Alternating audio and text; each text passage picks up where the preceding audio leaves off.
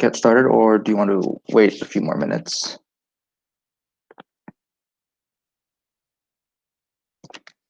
I think we could get started. All right, cool. Are you going to say some introduction thing? If you could introduce yourself for like, I don't know, 2 minutes or something, that would be great. 2 minutes. I don't think I have 2 minutes of stuff to introduce myself with. Sure, I'll just start talking, and then maybe the last few people will trickle in. So, all right. Hi, everyone. My name is Jeffrey. I'm going into my junior year at MIT. So this is, I was asked to give a physics talk. So this talk is going to be about relativity and paradoxes. Do I have an AOPS? Yes, I do. Let's see. Okay. Yeah. So I'm actually more of a math person in general. I didn't really start doing physics until late high school, and I guess I'm doing more physics now in college. Planning on double majoring in both math and physics. So yeah, but I guess overall, I don't know. I consider myself more of a math person for now, but especially in college, things change a lot. Things are very fluid. You sort of you learn a lot of new things, and you sort of you also learn a lot about yourself. And I find that I actually do enjoy physics quite a bit as well. So yeah. Anyway, yeah, I have sort of 2 screens. So if anyone wants to type questions into the chat, I'll be able to see and respond to those just fine. Let's see. Is there anything else I want to say before we get started? Let's see. Yeah. Okay. Let's see. So, one more note before we get started. If you do have any questions you don't get to ask today, you can feel free to email me. Just a word of warning that you spell my name correctly. It's a non-standard spelling. Normally Jeffrey is spelled with the R before the E, but if you do that, you're going to reach an economics professor who probably doesn't know relativity, so he's not going to be able to help you. All right, cool. So let's get started.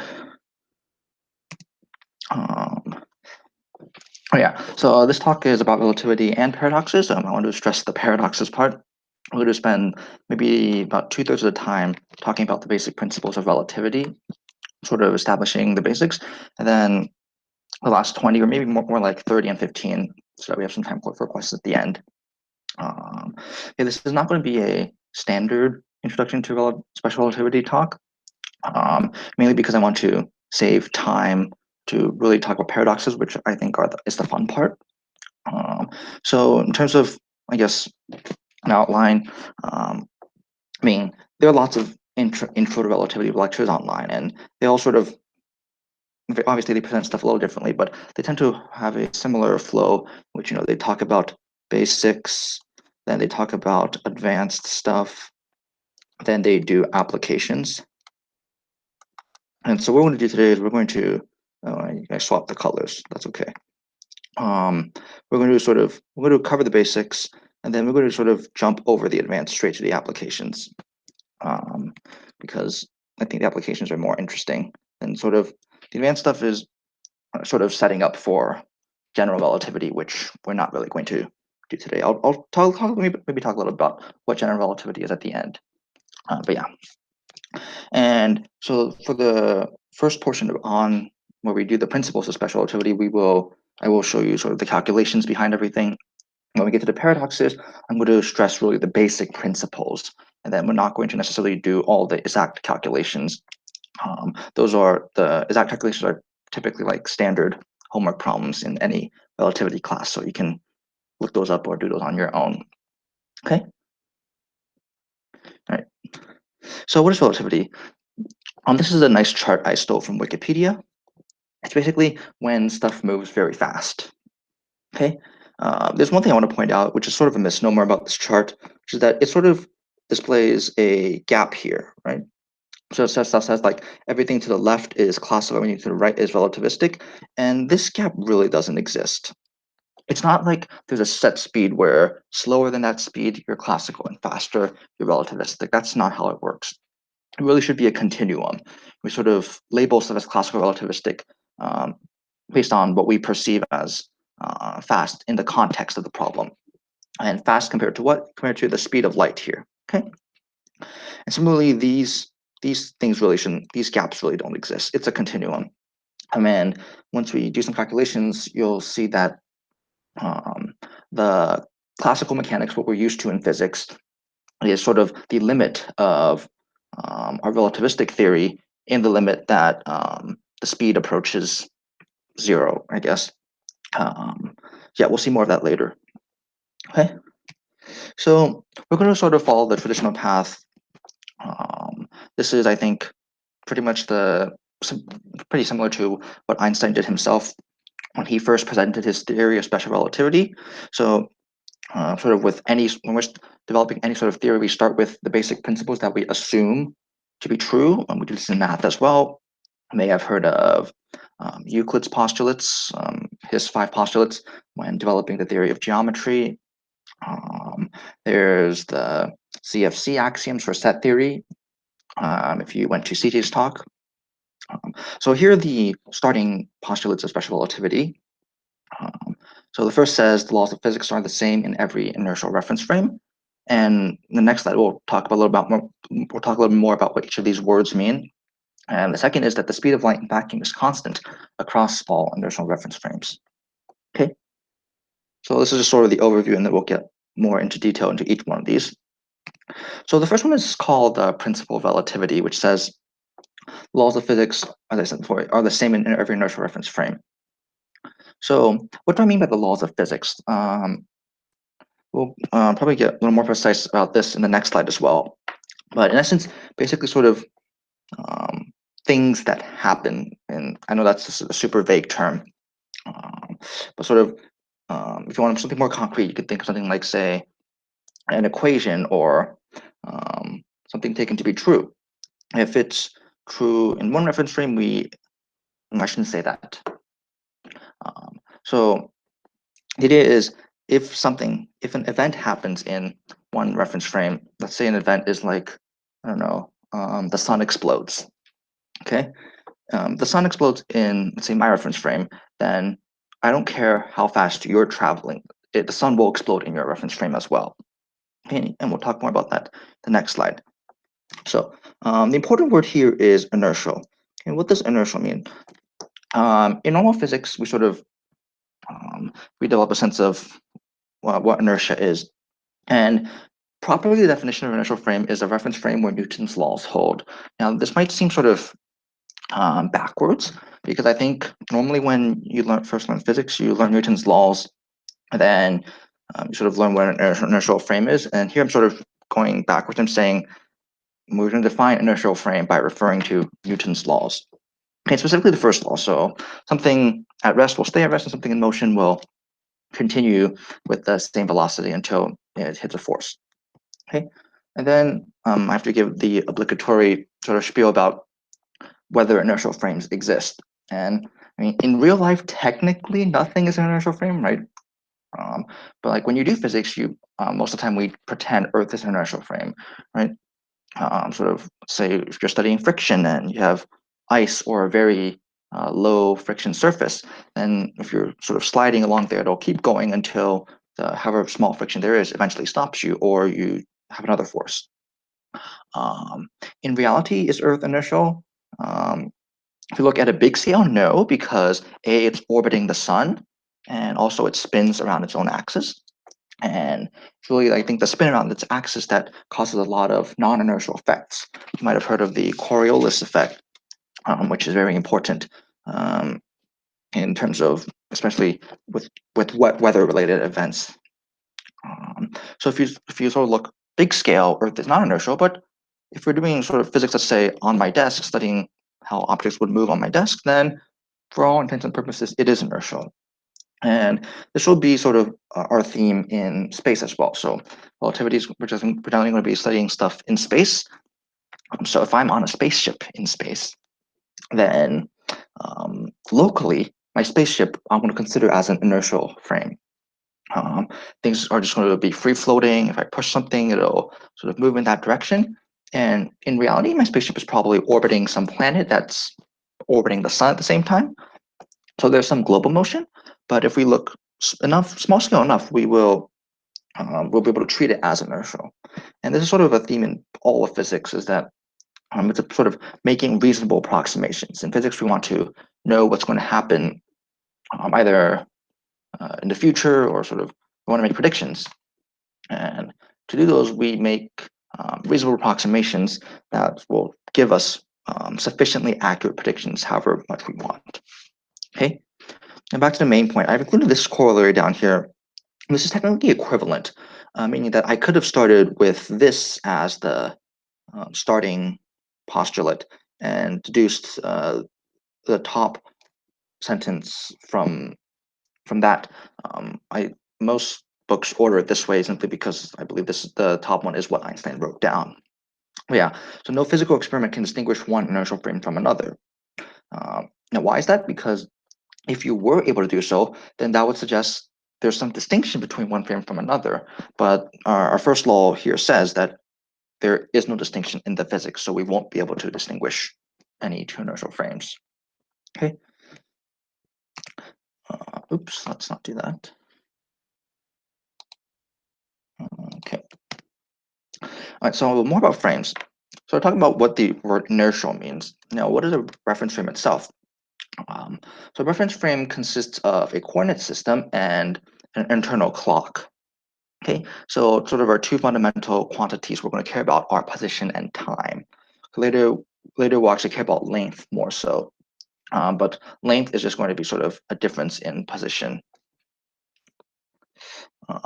So what do I mean by coordinate system? Well, even in normal physics, we're used to coordinate systems all the time. I think we're often taught that you can choose what coordinate system you have to work in as long as you're consistent. So if you're doing a, let's say, kinematics problem where you throw a ball or something, right? You set up your coordinate system. If you want, you can choose up to be positive, and you have to be consistent. So then if up is positive, then the acceleration from gravity is going to be minus g. Whereas if you choose down to be positive, then the acceleration due to gravity would be plus g. So really, you can choose what you want as long as you're consistent. That's for the coordinate system. Hey, and I said no priori I say the word internal clock because a clock we'll see is going to be actually internal to one frame of reference. Clocks in different frames of references will act differently. That is sort of the source of all the non-intuitiveness, that sort of time acts differently depending on which frame we're in. Okay. Now, relativity, we care a lot about events. So an event, as I said, is basically something physical that happens. Okay? So for example, me turning 18 and becoming an adult, let's say, that happened a while ago, but physics would not consider that an event because physics does not care. Um, Physics does not make up the idea of an adult. That's some social construct. And me turning 18, that's a measure of time, which is different in each frame. So events really need to have some physical component. And I don't know, you can think, as I gave an example, the sun exploding is one possibility. Let's say an asteroid colliding into the moon, that would be an event.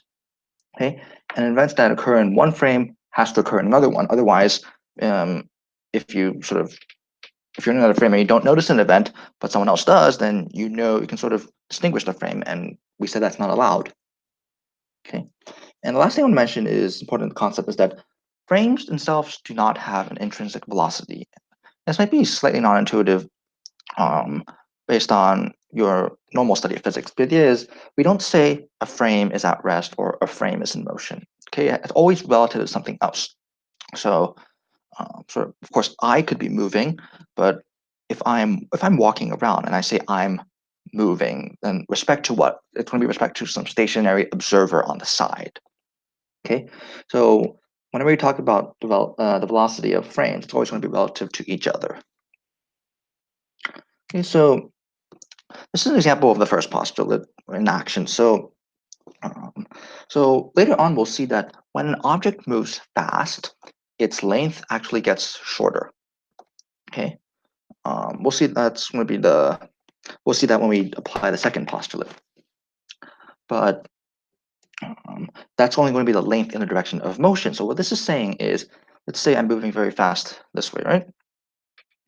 Then my spaceship in this direction will get shorter, but in terms of, let's say, thickness or thinness on in perpendicular directions, that does not change. Okay, that's what this theorem says, and I can prove this by sort of doing a simple thought experiment. Okay, let's say I have two pieces of wood. Okay, so let's say I have a piece of wood here, sort of. Let's say it's pretty thin. I don't know, and we have another piece of wood here. Okay, and on each piece of wood, I paint a stripe at the top, sort of, let's say I use red paint, put it on top, and it's wet paint. So if anything touches it, it'll get on the other thing. And so what's going to happen is I'm going to move these. I'm going to be moving these horizontally. Okay, so later on we'll see the horizontal. So in this case, the width will change, right? This will change. But what I'm claiming is that the vertical length, which is perpendicular to the direction of motion, will not change. So let's say we call this L1 and we call this L2. Okay, so for two lengths. And initially they're equal. So now what I'm going to do is I'm going to go into this. I'm going to go into the frame of reference. Oops, let's not do that. Frame of reference of the first wood block. Okay, so in my point of view, this wood block is stationary. And let's say someone else is going to push this block toward me. Okay, and now we're going to position them so that when they intersect, they're going to be basically touching each other. So they're not going to collide head on, but rather they'll brush against each other so that their surfaces will intersect. So then any paint on one surface will get onto the other surface. Okay, so what happens when they intersect? So, well, there's three possibilities, right? So from my point of view, so I'm staying with, I'm standing still from my point of view with the first wood block. So, and I want to know what happens to the length of the second wood block. Well, possibilities are it gets bigger, it stays the same, or it gets smaller, right? So if it gets bigger, then what happens? So let's see. So this is mine, and this is that one. So it got taller. Well, then when it intersects, if it got taller, then the paint on the top of my block will rub off onto the second block. Okay, so the second block will have two stripes now, two red strokes. And that's something physical we can observe. So this has to be true in every frame. So, however, let's take now let's switch, let's use green. So now my friend's here. Okay, so from the point of view of my friend, he's standing still and I'm moving toward him. Right? That's a valid reference frame. So since the laws of physics have to be the same, that means from his point of view, my block is larger. Okay, that makes sense? If there are questions, please feel free to ask in the chat. Right, so the postulate says whatever happens in my frame also has to happen in his frame. So from his point of view, my block is larger than his, but then that means that his red paint will rub off on mine. Okay. But now this is a contradiction. Why is this a contradiction?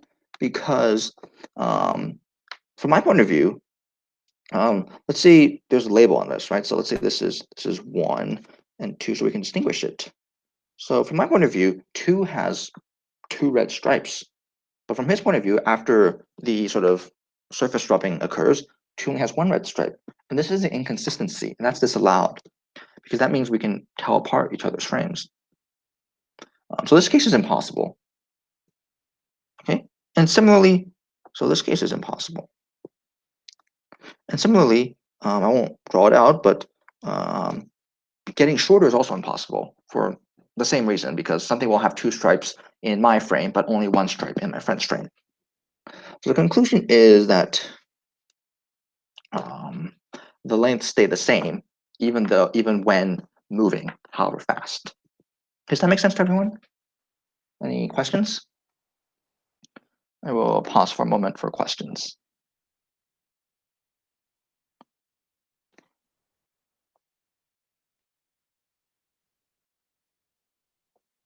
Okay, I see no questions. Again, please don't hesitate to type in chat, or if you want, you can come off mute and say your question. All right, let's keep going. So we learned that lengths perpendicular don't change, and we'll use that actually for the next thing. So now we're going to move on to the second postulate, which says that the speed of light in vacuum is constant across all inertial frames. Okay, what does vacuum mean? Vacuum basically means empty space. That qualification is there because speed of light will actually change if you pass it through, let's say, sort of in a fluid or something. That's actually why, sort of, when you look into, let's say, a transparent glass of water, light bends and stuff. So that's why the in vacuum is there. But this postulate is sort of the source of all the anomalies in special relativity. So the first postulate probably made sense, right? And what we just showed about the lengths perpendicular being the same, that definitely makes sense. We don't expect lengths to change. But this is really weird because it's saying if I'm standing still, the speed of light for me is c, which normally it just gets rounded to 3 times 10 to the 8 meters per second. So normally for me, that's the speed of light. If someone's, let's say, runs by me, then the speed of light for them is also 3 times 10 to the 8 meters per second, even though you sort of think they're moving faster. So sort of in terms of our intuition for classical physics, and when we say sort of when someone's moving, right? If someone's moving and they throw a ball, then that ball from my frame sort of have their running velocity with them as well. It doesn't just go straight up. Whereas if I throw it straight up, it'll go straight up. But this is saying, let's say, this makes no sense, but if I were throwing light, then regardless of whether I'm running or I'm standing still and I release light, then it'll travel at the same velocity without regard to what my what my contribution is from the running. Okay. And to see how weird this is, we're going to study two effects. So I initially said we're going to notice the lengths get shorter, but first we're going to show that time gets longer. Okay. So, all right. So we're going to define the proper time to be the time between two events in the frame where they happen at the same position. Okay. So let's say I'm in that special reference frame where the events happen in the same position. So then for me, what I'm going to do is we're going to do sort of a thought experiment. Let's say the event happens here, okay? So the event happens. And when this happens, I'm going to shine a beam of light. Okay, and I'm going to put a mirror here. Okay, and let's call this distance L.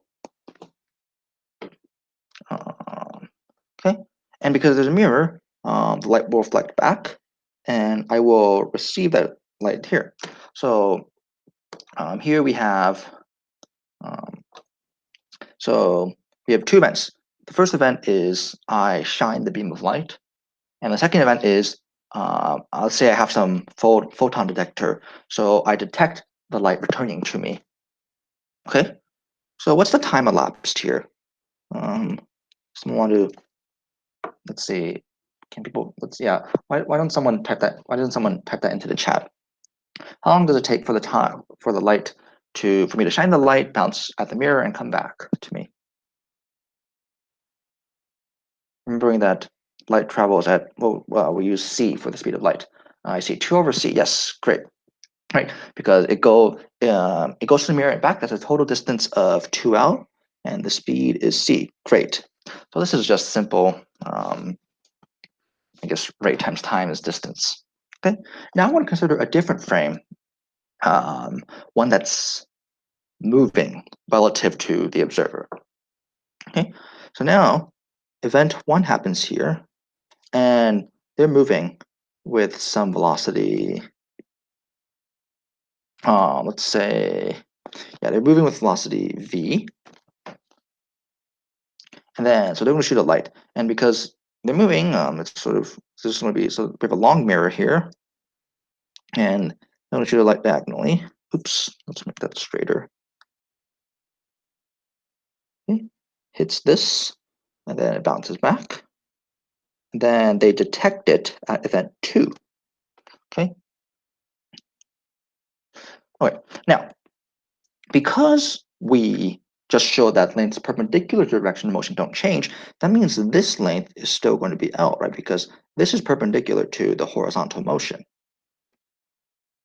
Okay. So now the question is, how long does it take for the light to travel from event 1 to event 2? And we sort of use this light time as a measure of the time between events, because this is really all we have to work with. So question is, so now the claim is, even though this is moving at velocity v, the postulate says the light still travels at velocity c. So this is velocity c. But clearly it's traveling at different distances. It's not just going up and down, right? So to find this distance, this is a simple application of Pythagorean theorem, right? Because this is a right triangle, right? That's why we said that length didn't change, because it's perpendicular. So yeah, why don't I give you all a minute and try to see. Again, the time is going to be total distance divided by the speed. So why don't you try to work out what the total distance is and type it in chat.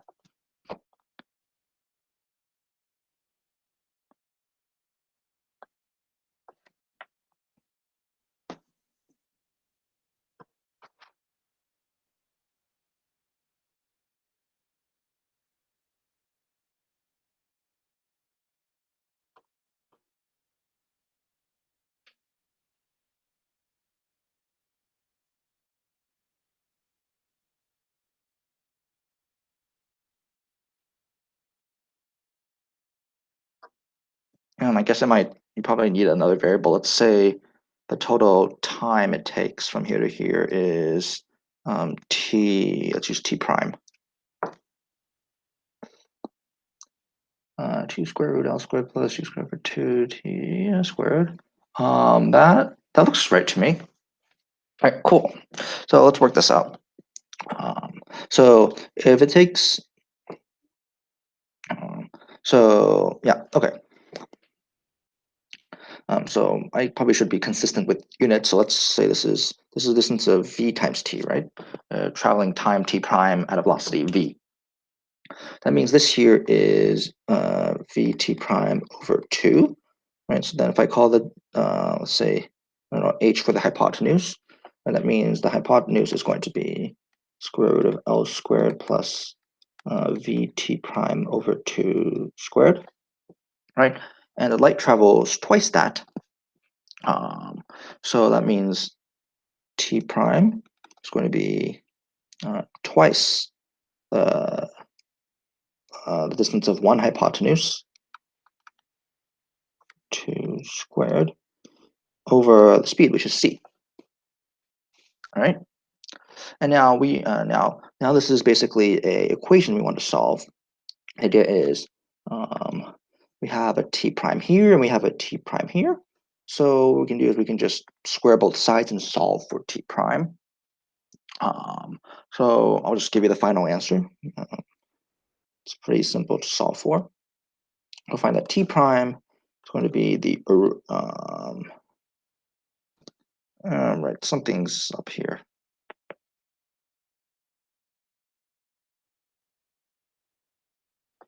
Yeah. Okay. So it's going to be the original t. So if you substitute this in, it's going to be the original t over square root 1 minus v squared over c squared. Okay. So I mean, if you when you saw this originally, you'll find it's actually like it's the form 2L over c times square root 1 minus v squared over c squared. Yeah.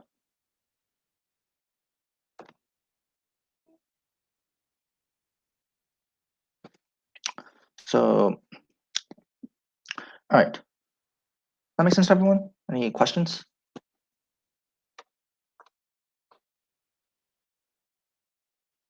To my station user. Let's see. No, okay. So, good question. So t, or the t without the prime, is from the point of view of a stationary observer where the events happen at the same point.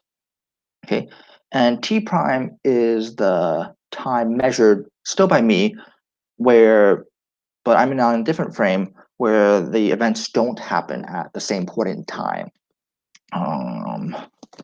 So the term stationary observer is a bit tricky because, again, a reference frame by itself does not, we don't say a reference frame itself is stationary or moving. It's always with respect to something else. So I guess if you had, like, let's say two events from one perspective that happens at a different point in time, then you can, sorry, at different positions in time, then yeah, you can say, I guess from that perspective, t prime is stationary and t is sort of where you're traveling to make that distance in time. Does that answer your question? All right, cool. Great. Yes, please do keep asking questions if you have questions. All right, let's just see. Any more questions? Because this is probably the trickiest calculation we'll do today. Again, this is, even though I am a math person, we're not going to go super, what's it called?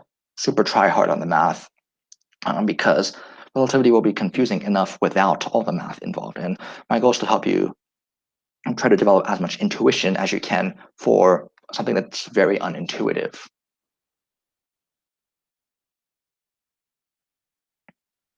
Okay, cool. So next we have a thing. Now we're going to get to length contraction.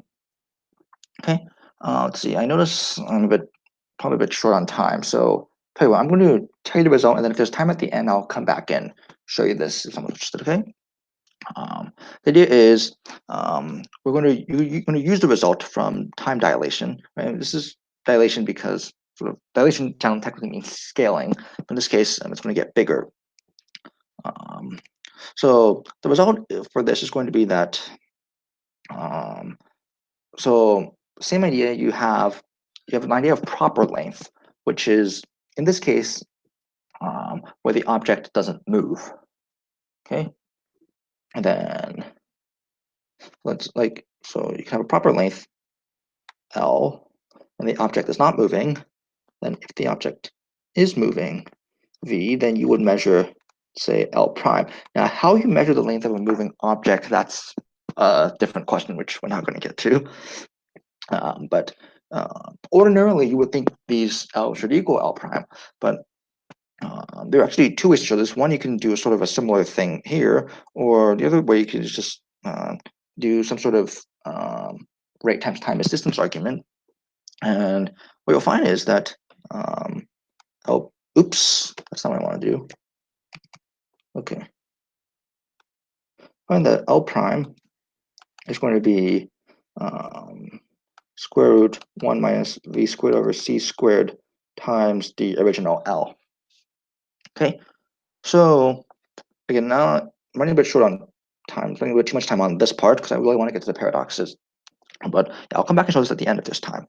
Anyway, we notice that there's sort of a common factor, right? There's this 1 minus v squared over c squared here, and there's this thing down here as well. And this turned out to be quite an important factor, actually. So we're going to put some special names to it. Okay, and this is standard notation you'll see in all throughout special relativity. So I don't want to overload you with too much notation, but this is pretty good to get used to. So we see V over C a lot, and the best way to think about that is the fraction of a speed of light, right? And V could be, and oftentimes when we talk about fast speed, we say like V is 0.5 C or something, right? So that's like it's going half the speed of light. And so this is very common. We might as well give it a special name. In this case, we call it beta. And then this gamma thing is, you should think of it as a scaling factor, right? Because that's what it does. Now, you might ask, why do we define gamma as 1 over the root instead of just the root? I think it's just convention. I think if you want just the root, I think it's alpha. Don't quote me on that. I'm not going to write that down because I'm actually not sure about that. It's generally universally accepted that we use gamma for the Lorentz factor. Okay, so if beta is the fraction of speed of light, then normally like we think it's between 0 and 1, right? I'm not going to talk about traveling faster than the speed of light. That's a complicated thing. But if we're, I guess, under normal special relativity, our speeds are going to vary between standing still, in which case beta is 0, up to traveling, approaching the speed of light, in which case beta is going to be 1. Okay, and if beta is in this ratio, you can just sort of work it out if you want. That gamma is going to be greater than 1. Right? Reason being is if beta is between 0 and 1, so is beta squared, and then 1 minus beta squared is also between 0 and 1, and so is its square root. So if you take the reciprocal of something between 0 and 1, then you just get a positive number greater than 1. Okay, and really should be thought of as a scaling factor. Yeah, here I guess I used 0 and T0 and L0 instead of T and T prime. So sorry, that might be a bit confusing, but here, let me just make a note of this, I guess. T0 and L0 are proper time and length. Okay. And we normally, I guess, denote have subscript 0 to mean proper. Okay. And here's just some nice ways of thinking about it.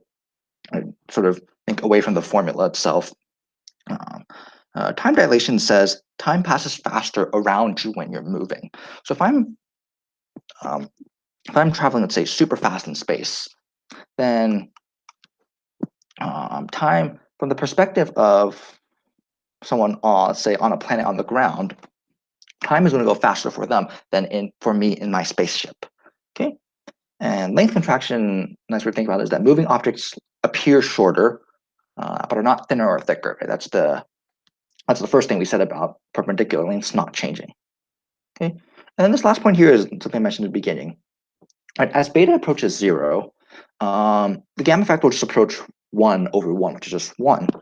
Okay, and if gamma is 1, then multiplying by 1 doesn't change the number. So this is really showing that classical mechanics is the limit as your speed approaches very small fractions of the speed of light. Right, so it might be 1/1,000,000th the speed of light. Right, in which case your gamma factor is very, very close to 1, maybe 1.0001 or something.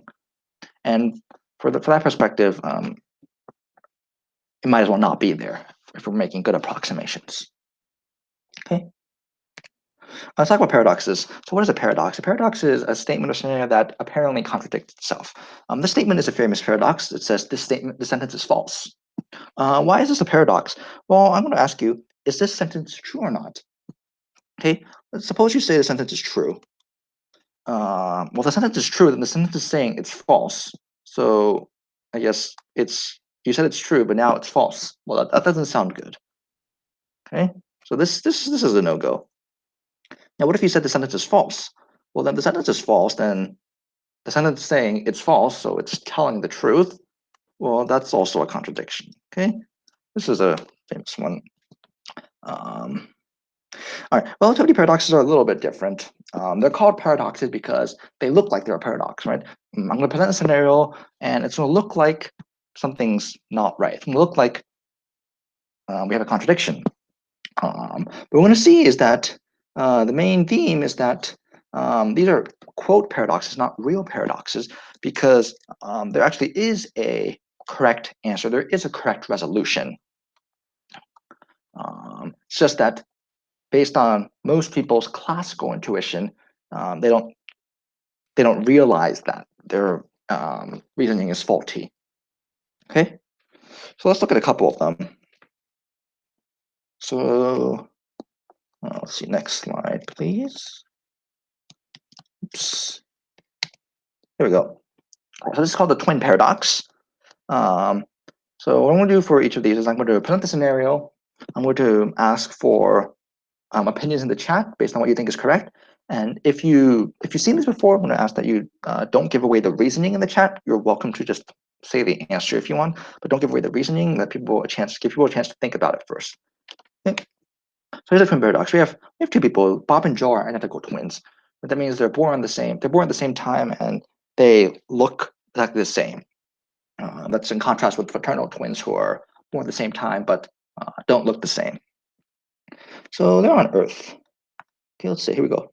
Earth, and we have Bob and Joe on Earth. Okay, and then let's see. Joe decides he wants to become an astronaut because he's inspired by Neil Armstrong. So Joe goes on a trip to the moon and back to Earth. Okay, that's the setup. And then the question is, when Joe returns, who's going to be older? So take a moment, think about it. Then you can place your guess if you'd like in the chat, and then we'll talk about it.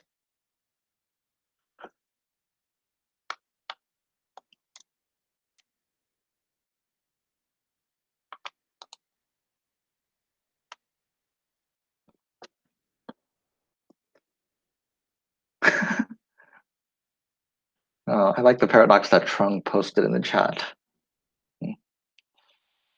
Okay, we have, yeah. All right, we have conflicting opinions. Excellent. I like conflicting opinions because that means we're going to learn something.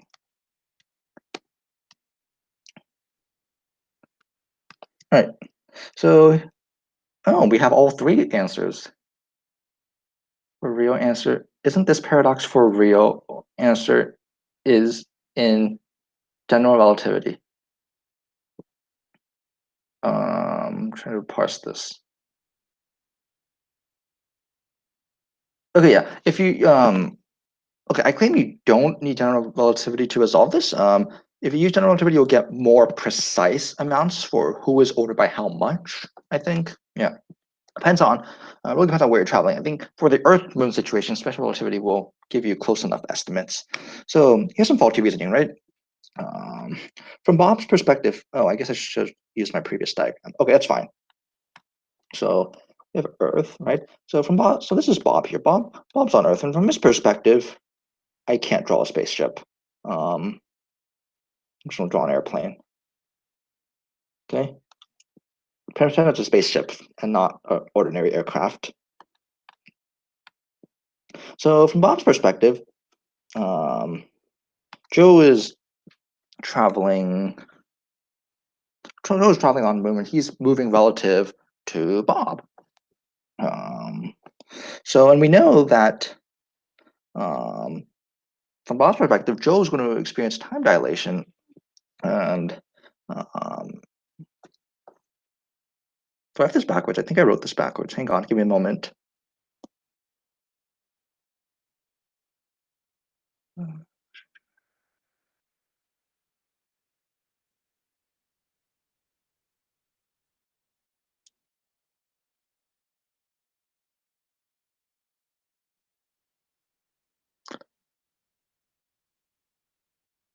Okay, I think I wrote this backwards. Joe's traveling fast relative to Earth.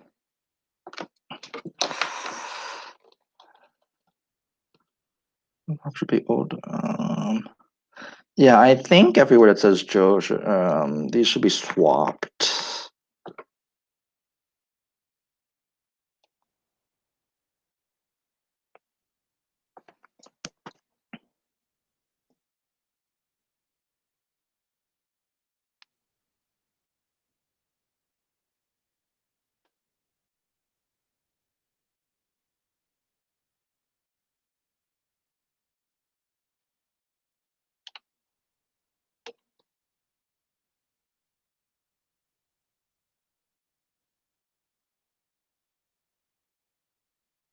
Yeah, okay. Takes yes, okay. Joe experiences time dilation, so his trip should take shorter.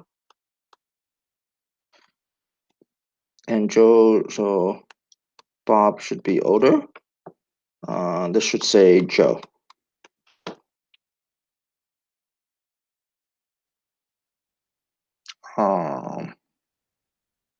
Oh yeah, sorry about that. Okay, yeah. So anyway, the point is, um, from Bob's perspective on Earth, he should be older because people traveling around you experience time slower or faster than you do. Right? Time moves slower for them than it does for you. Right? Because if you're the one in the space of traveling, then people around you, for them, time moves quicker. Okay, so from Bob's perspective on Earth, Bob should be older. Now, from Joe's perspective, Joe can be just sitting in a spaceship, and from Joe's point of view, the Earth and the entire world is moving around him. Um, so if Joe thinks Joe is sitting still and the world is moving around him, then Joe should be older. Yes, because the people moving around him will experience time slower than he does. Okay, so what's the issue here? Well, the issue here is going to be do people. I'll give people a moment to maybe type in the chat what they think the issue is, or if you know, you can feel free to type it as well. Yeah, it's a reference frame issue. And the issue is because when you go from Earth to the moon and back, there's acceleration going on. Yes, good. Nandana said it. Indeed, Joe is moving, so that means Joe is not an inertial reference frame. And all the results we found earlier are for inertial reference frames. So that means Joe's perspective here, right? I typed the word perspective. From Joe's perspective is not a valid inertial reference frame. So we can't use time dilation arguments from Joe's frame. Okay. Yeah, I think I swapped this. So Bob should be older.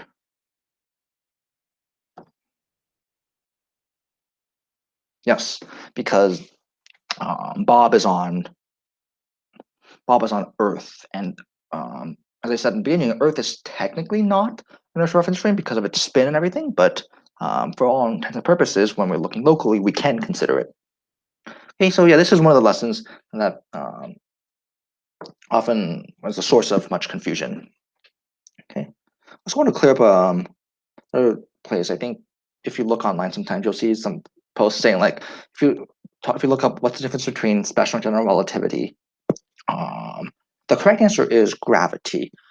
Special relativity can't account for gravity. Um,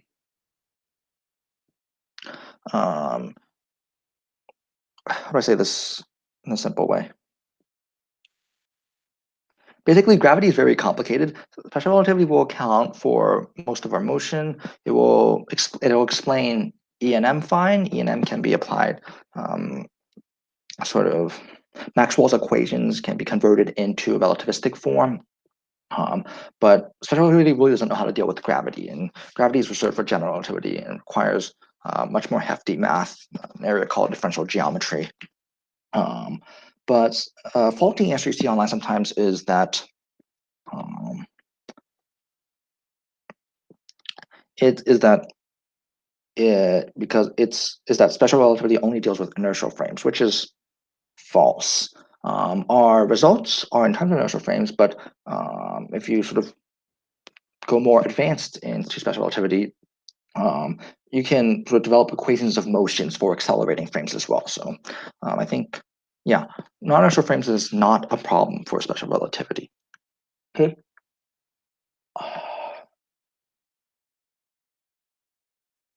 Chung asks, wait, if Bob is older, why do astronauts look older when they come back? Do they?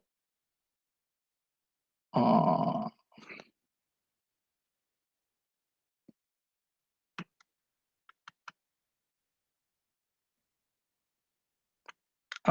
I'm pretty sure this is not the case. Let's look it up real quick, maybe. Let's see.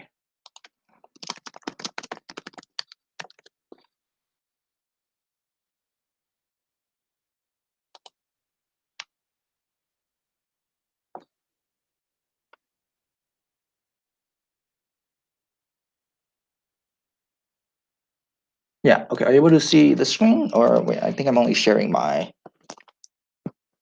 yeah, okay. I don't think people are seeing my browser screen. Okay, let's see what I can do about that. Um, okay, I'm not trying to share the browser screen, but anyway, yeah, I'm pretty. I just looked it up. I think this is correct that the person traveling will be younger than the person stationary on Earth. Okay. Oh yeah, this.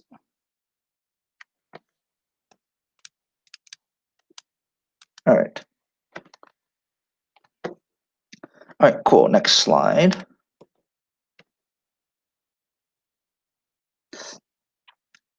All right. So the next one is about what we call the pole and barn paradox.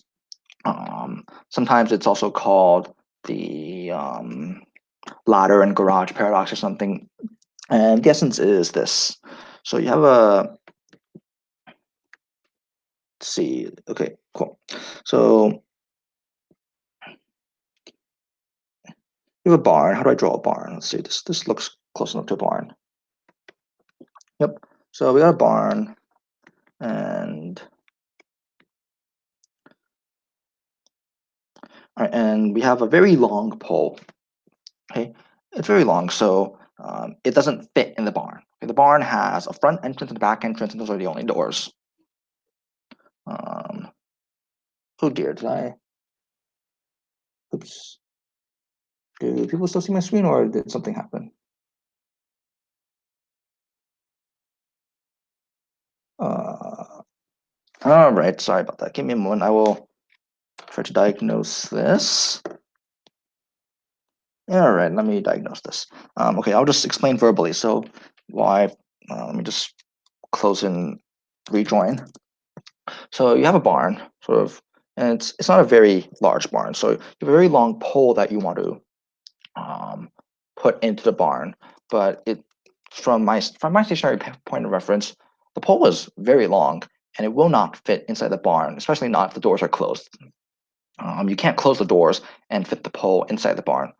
But here's the thing: we know that if the pole is moving really fast, then lengths contract. So if the pole is moving really fast, then uh, the the pole, from my perspective, will actually get shorter. Um, so now the pole's shorter. So the pole, and we can make it arbitrarily short as long as we move it closer and closer to the speed of light. So the pole's shorter. So now the new length does fit inside the barn. So you can imagine, let's say we fit the new length inside the barn, close the doors, and now it stops moving. Um, Now, if it stops moving, it's like goes poof, and it's a huge length again, but it's inside the barn. So something seems wrong here, right? Um, and this one doesn't really have a. It's not sort of like a who's older question. So I guess we can go straight to what's the issue here if people want to take a moment and think about that while I try to get this back. Hmm.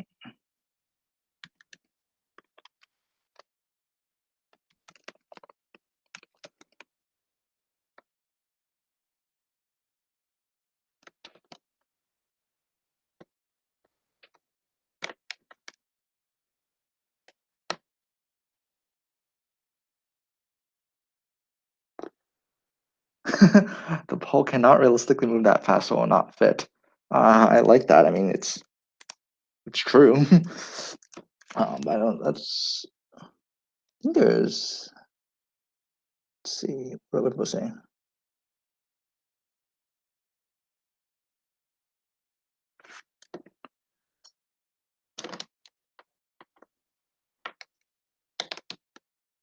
From the perspective of the pole, the bar gets shorter.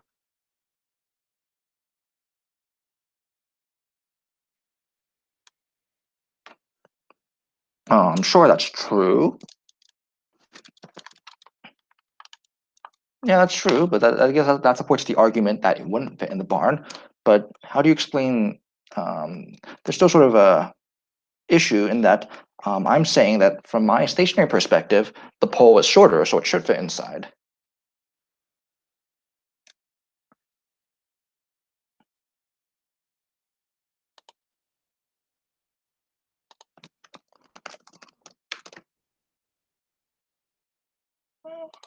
Okay.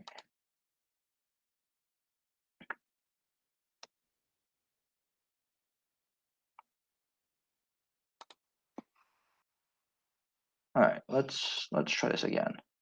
I will present, and I will draw this out for some people to see. All right, do people see it again?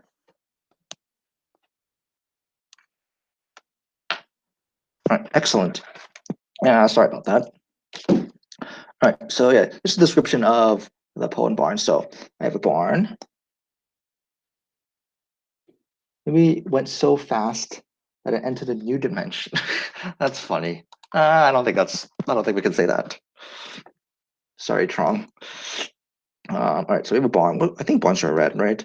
So yeah, I think this is what the barn looks like. So we have a door here, and this is totally not an architectural drawing. We have a very long pole. It clearly does not fit, but if instead we got a door, instead it accelerates, then let's draw, give it a dimension. Then it looks shorter, right? And then when it's inside, it. All right, cool. When the pole stops, it accelerates. That's true. That's going to be an issue, yes. But okay, I guess sort of the weird thing I'm saying is we get it inside the barn, and then the moment it's inside the barn, the doors are closed, so that sounds perfectly fine. And then I guess accelerates. You're saying. I mean, we think that as it gets slower, it gets longer, and then at a certain point, it's going to crash into the doors. And then what happens? All right. So this is an issue called loss of simultaneity, and we didn't quite get to, I guess, see this. Does the pole get fatter, thicker? So the pole is moving in this direction, right? So this length is perpendicular, so it's not going to change. If that's what you meant by fatter or thicker, so it will not change in this direction. It just stretches horizontally. In this case, it gets shorter horizontally. Okay, this is a point that I didn't quite show, so I guess it was a little bit unfair for you guys. Yeah, sorry about that. Yeah, this is my fault. It's like this. Okay, better. All right. Yeah, simultaneous events that are simultaneous in one frame don't end up simultaneous in the other frame. And this is also being extremely unintuitive. But the idea is that because position and time aren't changing the same way between my frame and someone moving really fast, then if in my frame two events happen at times t0 and t1 and t0 equals t1 in my frame, then for someone else there's no reason to expect t0 and t1 should be equal. Okay, and I'm going to try to show this a little bit graphically.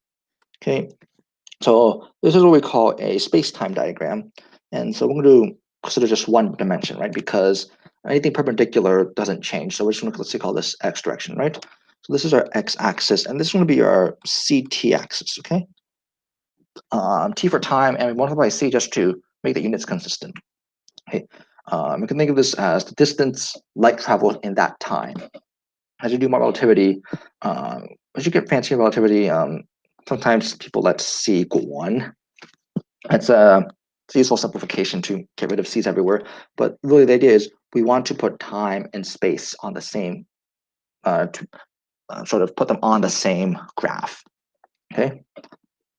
And say there's two events, right? So two events happen at the same time, they're going to have the same y coordinate. So it might be how to say we have an event here and here, right? This is in my frame. So in my frame, they happen at the same time at different positions. Now, when you move really fast, what happens graphically is that the axes shift. Okay, so this might be a bit confusing, but let's use a different color. So let's use green. So let's say moving at, I don't know, 9/10 the speed of light. That's pretty fast, and the gamma factor is going to be about, like, I don't know, probably like 2-ish, 2 and 3 something. Yeah, the axis is going to look like this instead. The axes shift. This is our new x prime axis, and this is our ct prime axis. And if you look along this axis, then things parallel to the x-axis are what happens at the same time. So along the time axis, this is one time, this is another time. So if, from my stationary perspective, the doors close at the same time, then from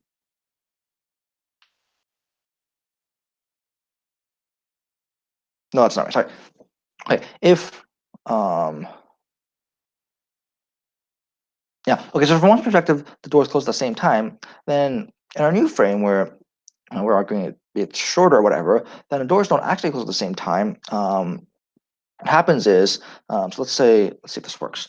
So here's our entrance and here's our exit. Okay, so initially they're both open, and then let's see which one happens first. This is saying the rod comes in. It passes the front door, but the front door hasn't closed yet.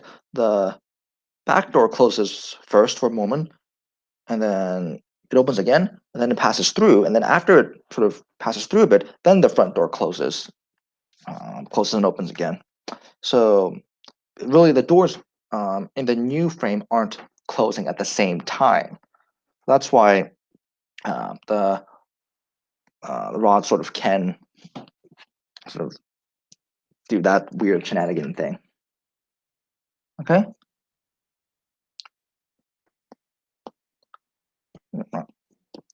Great question. Mathematically, what causes the axis slant? Okay, if you want to look this up, you want to look up this is called a Kowski diagram. And as I said, so as I said at the beginning, there's the basics, and then there's sort of the advanced, and then there's the applications, and I sort of did the basics and the applications and skip the advanced stuff. Kowski diagram. So this is typically something you would learn in the advanced portion, I guess. And yeah, as you get closer and closer to the speed of light, the axes will sort of get very closer and closer together until, physically, you're not, if you're currently below the speed of light, you're not going to be able to actually reach exactly the speed of light. So they won't actually collide, but they'll get very close together. Okay. Doesn't this break conservation of matter? No, because the amount of matter inside,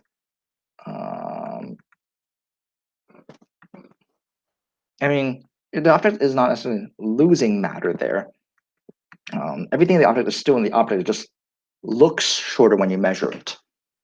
The other thing is also special relativity. We're not going to talk about the advanced energy stuff, but there's also energy conservation, and you might have heard about like E equals mc squared. That's actually you'll learn that it's not quite what we expect. The actual equation, the full equation turns out to be E squared is m squared c to the fourth plus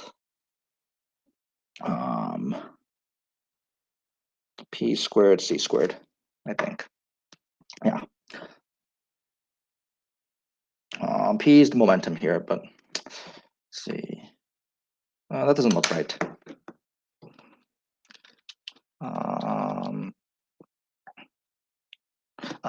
Yeah. Okay, sorry, yeah. This is MGL. This is the rest mass. Yeah, anyway, so yeah, there is a conversion between energy and mass here. So the conservation of mass or conservation of energy really should be put together into this one equation, and you can convert between energy and mass.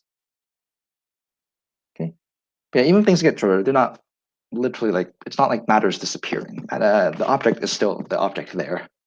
It's not going to go. It's not like substance is going poof. Okay. All right. I'm pushing on time a little bit. Sorry, but there's one more bonus thing I put in.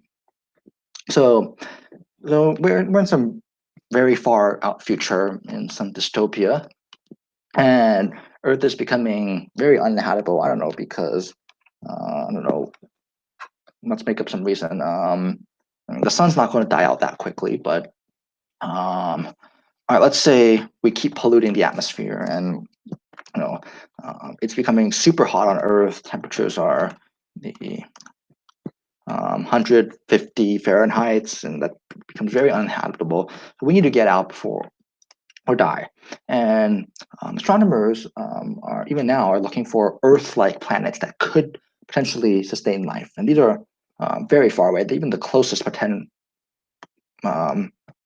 optimistically potential one is like 4 or 5 light years away. But here, Kepler 186f, named because it's in the Kepler 186 solar system, F probably because the sixth planet. This is a very promising one. Ah, yes, good thing we're not in 2890. This is very promising. It's in something. It's something called the habitable zone. So for each star, depending on its size and properties, astronomers. So let's say you have a star here. If you can see that, right? You have a star. Just make it round. Then, obviously, if you're too close, then you're just gonna burn up, right? Yeah, this is going to be uninhabitable. And there's some sweet spot. In this area, it's like this is ripe for life, and that's just one of many criteria you need for life. Right? Obviously, I'm going to need some sort of atmosphere to breathe and everything, but this is the temperature factor. Okay, and then if you go out further, then it's too cold, right? Too cold out here. Otherwise, it's too hot. And this diagram is definitely not to scale because the habitable zone is actually much smaller. The green should be very tiny and blue and red larger. So it's really, these are very rare things. But astronomers looking for them because someday Earth might not be inhabitable. So yeah, it's 582 light years away. That means it takes light 582. If we shine a laser from Earth toward Kepler 186f, the light from our laser will take 582 years to get there. Now it's really far in the future, so NASA has gotten super advanced, and it can travel at very close to the speed of light, at 0.999 times the speed of light. So can we make it to Kepler 186f in our lifetime? So I don't know. This is a yes or no question. Place your guesses in the chat, I guess. What's the reason for it getting hot? Yeah, we could say global warming. I haven't really thought through, but yeah, let's just say global warming. It's around average temperature daily is 150 degrees Fahrenheit. Are people born? Well, we can certainly, we can. I mean, if all of humanity is going to die, we're going to take our doctors with us, and they can give birth on the spaceship. But question is, let's say, I don't know. Let's say Let's say the year is like 2885 right now or something, and I'm going to be 30 years old. That's not actually true, but let's say I'm going to be 30 going onto the spaceship. Okay, can I reach there before I die, or am I guaranteed to die on the spaceship? And I have to sort of foster children and get them to foster children.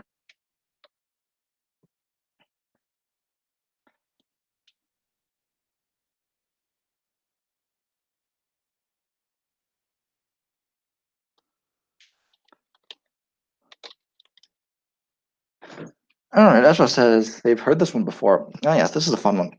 So here's the thing, right? Tron, well, you're absolutely right. Yeah, so why would you say no? Well, why don't you think if you use distance is rate times time, right? Well, then 582 light years away, right? And we're traveling at 0.999 speed of light, let's say from c times the time needed.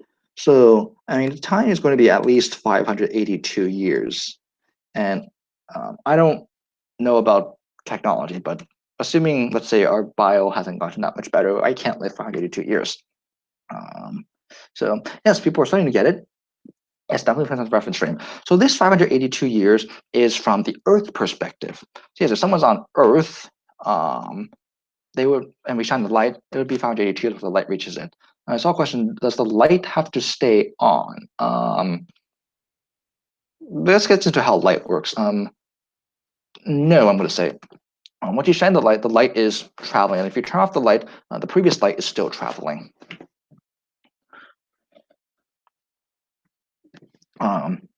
Yeah, it's like if when the sun dies out, we're like 8 minutes from the sun or something, right? So if the sun dies out, we will not notice until 8 minutes after it actually happens. We can plant trees instead of going away. Ah, yes, please do. But yeah, so the answer is actually going to be yes. And why? Because of length contraction. In the perspective of the spaceship, the spaceship is moving very, very fast. So the length from Earth to Kepler is from the perspective of the spaceship's reference frame actually going to be shorter. And by how much shorter? Well, the gamma factor actually turns out to be about a factor of 22 or so. About, right? It's a little bit bigger than 22. So, but then clearly, so if we account for that, then the time it takes is actually going to be like less than 30 years, right? Yeah, somewhere between like 25 and 30 years. So still a long time, but if I'm going to 30, maybe, I don't know, maybe I'll get there when I'm 60-ish and I'll live out the rest of my life. And fingers crossed that the planet is actually inhabitable. So yeah, this is actually an interesting point. I'll just speak a little bit more since it seems like people aren't in a rush. There are a lot of movies about space travel and trying to go very, very far and stuff like that. And they use, yes, indeed, Rashio, that's true.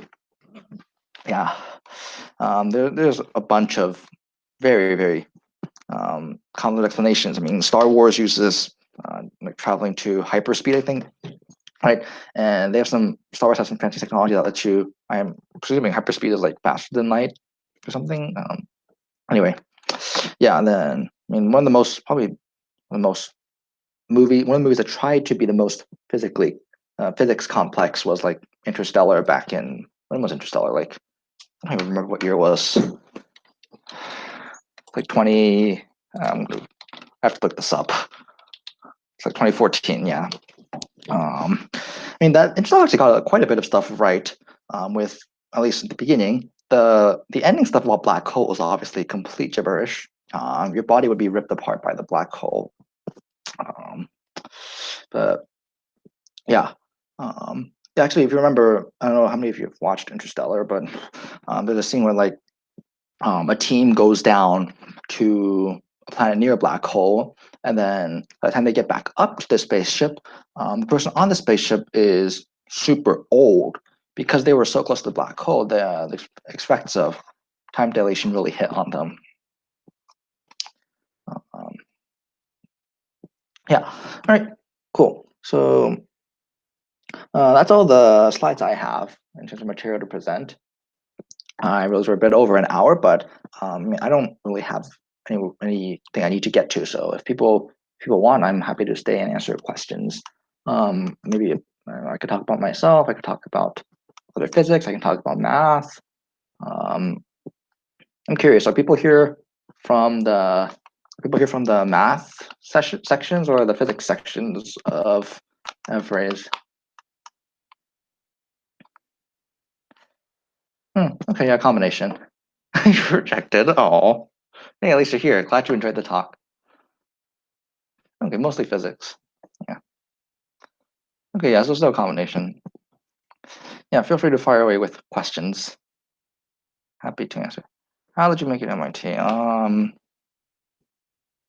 My answer to how questions is normally, like, how to do question is carefully.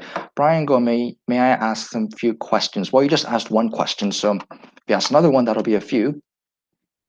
Did you do AMCs in high school? Yeah. I did USMO for 4 years throughout high school. I never made MOP. My closest wasn't actually in freshman year.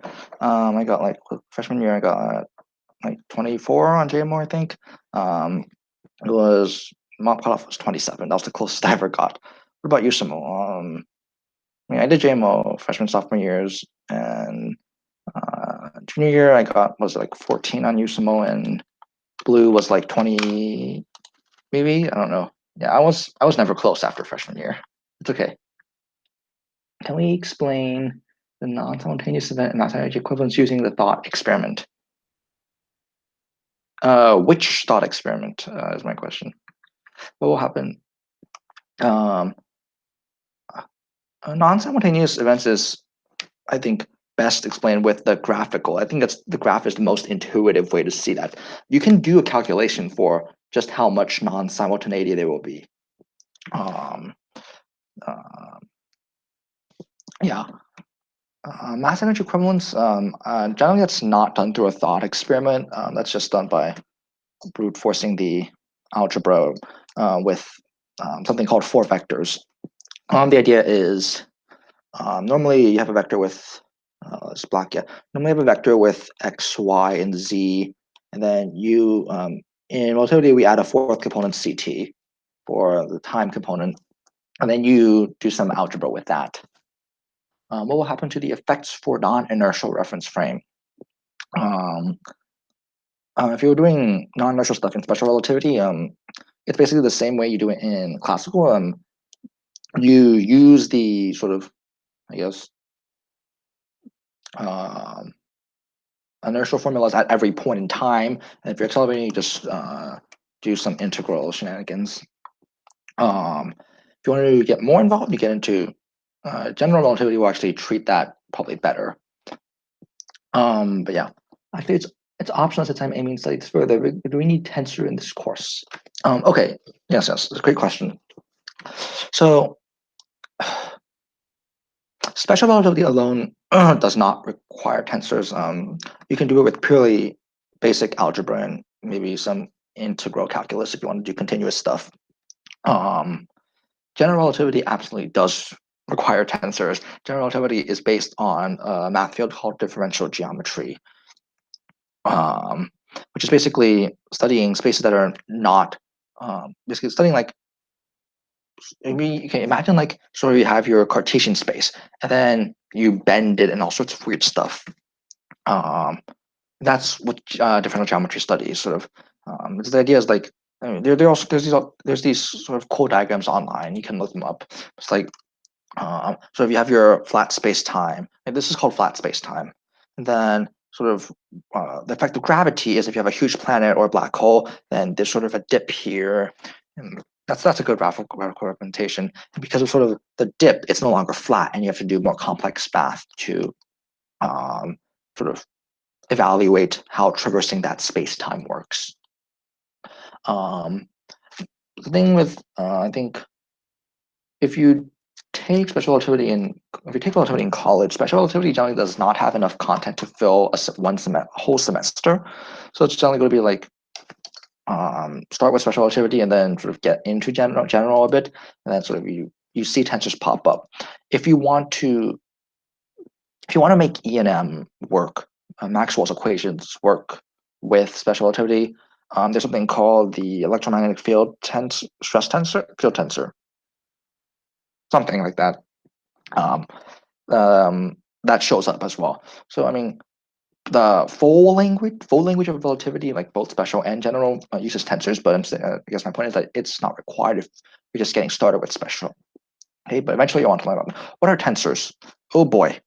Here's the most simple thing. It's like higher dimensional matrices in a way. So a vector you can think of as like it's a one-dimensional tensor. A matrix with like blah is like a two-dimensional tensor. And sort of if you think of a 3D matrix, it gets higher like that. This is probably like a heretical explanation. It's just like I'm not doing it justice at all. There's much more complicated. Like there's these things called tensor diagram really cool. Yeah, I mean, okay, we don't draw multidimensional matrices, and when we do tensors, there's like we use indices, and there's like contravariant and covariant indices. So it's like it gets weird fast. Like you can have really weird stuff like this, but like upper and lower indices and where the order and position actually matters. Yeah, it's really complicated. If you want to do general, are you writing problems for H1T online? I sort of stopped problem writing after I got into college. I don't know. I was into problem writing in high school for a bit.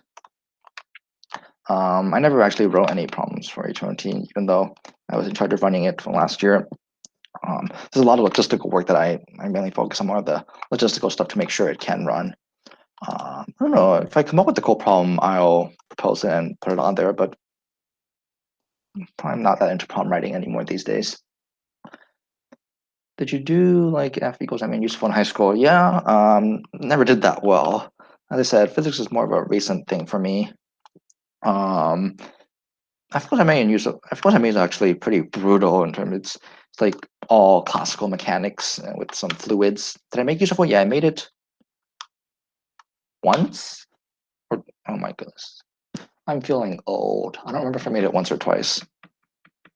I think once, junior year.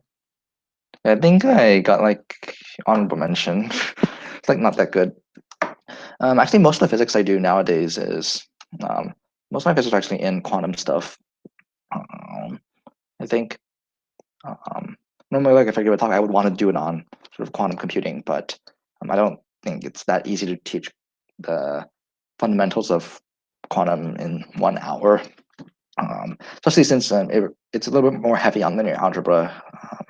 You sort of need to know what eigenvalues and eigen everything are. What are tensors? I just answered that. Yep. To make useful, yeah. Because again, why do you need the time-like space-like formulation of ds from the formulation of ds squared? Why do we need the time-like space-like and like regen formulation? Okay, so yeah, I didn't talk about this at all, but since that's the question, so there's something called the space-time interval. I need space. I'll put this. All right, let's clear this area up top, and I'll put it up here. So there's this thing, I guess is what Brian's talking about, thing ds squared, and this is called the space-time interval. D is it's like this is a differential from calculus if you're familiar with it. But yeah, it's going to be technically dt squared. If you want, you can think of this as delta s and everything. If that helps you better, minus dx squared minus dy squared minus dz squared. This is called the space-time interval. And one of the advanced results is that this is something actually invariant in any inertial frame. So if you start in one frame and then you go into another inertial frame, regardless of the relative velocity, this quantity remains the same. And this is very important interval. So the idea behind space-like, light-like, and time-like is so this square is sort of a misnomer here. You're never going to actually find ds itself by taking square roots. Anyway, this can be greater than 0, equal to 0, or even less than 0. Okay, depending on which it is. Sorry, yes. Let's just say I was using c equals 1. When you do a lot of relativity, just drop the c's and treat time as a distance. But yeah. So depending on which it is, it'll tell you whether you're capable of, for example, I don't remember which is which. But I think it's time-like is like if it's possible to, let's say, for two events, whether there exists a reference frame in which two events occur at the same point.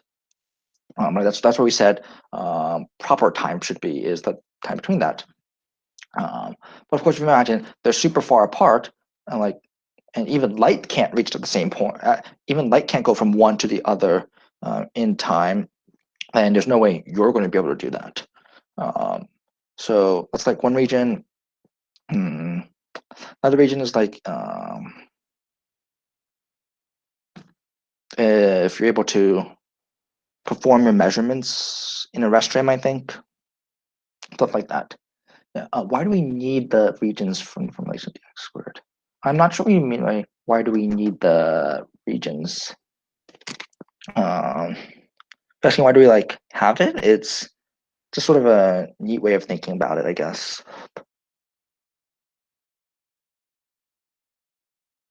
Yeah. I don't know if that answered your question. Sorry.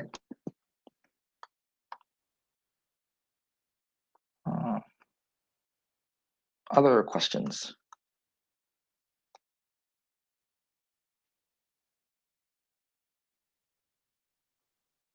Other slides afterwards? Yeah, sure. Actually, I was thinking things. I was probably just going to. Yeah, I can probably email you. I'm going to fix the stuff with Bob and Joe probably first. But yeah, yeah, I'll email them to you. And they're probably. I'm also probably just going to toss them up on my website for anyone who wants to see them. I say quote website because it's really not a website. It's like a repository for documents or slides from talks I give. I started it like this February after I gave an HRMT talk. But yeah, if you want, yeah, I'll email them to you if you want to send them out to your students. If anyone else watching wants to see these later on after I make some revisions, there you can see them on www.mit.edu/tilde Jeffery. Make sure you spell it right. This tilde is like the top left character on your keyboard. Alternatively, it's web.mit.edu/Jeffery/www. Either of these, they go to the same place. Yeah. So yeah, I'll send them to Race. We can send them out and also put them up on my website. Currently, there's like only one other thing on there. If you want to have a look, it's some fancy integral stuff. All right, cool. Yeah. If anyone else has any questions, do feel free to email me. I'm happy to answer questions. Let's see one more. Previously, the second postulate of relativity is inertial relativity. It's only for inertial. The constant speed of light, yeah. Speed of yeah, it's only inertial. If it's not inertial, weird stuff happens, I think. Yeah.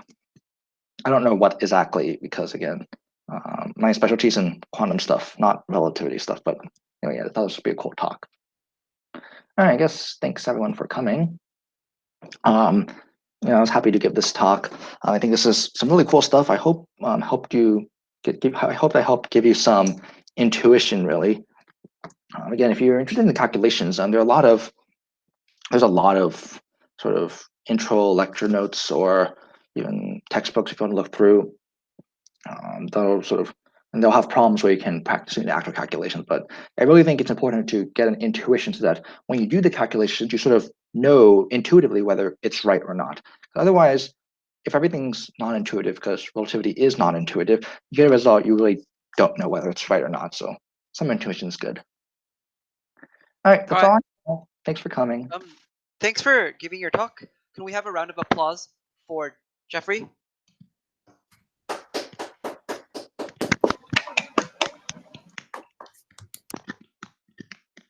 All right. Have a good rest of your day, everyone. Goodbye. Bye.